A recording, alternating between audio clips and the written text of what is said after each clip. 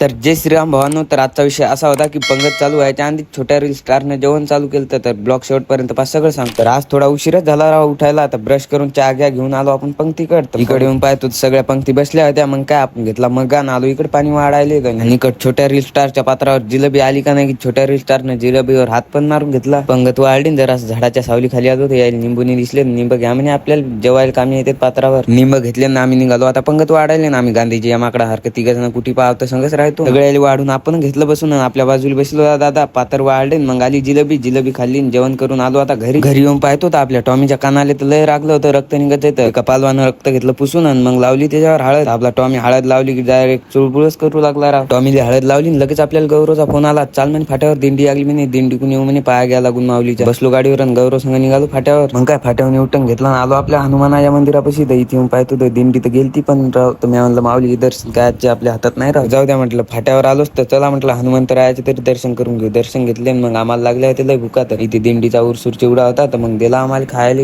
चिवडा खाल्ला आणि लगेच निघालो घराकडे. कारण की दुसरी दिंडी इथं काय येणार नव्हती. घरी आलो टोपले घेतले आणि लावली धनवलच्या बी निघालो वावरात गोटे चायले. आलो मग वावर आपलं गुंठ्यात नाही तर एकरात नांदच नाही करायचा शेतकऱ्याचा. लवकर गोटे काम टाकला आटपवून आणि निघालो घराकडे. तोपर्यंत लाईक आणि फॉलो करून घ्या पटापट. भेटू.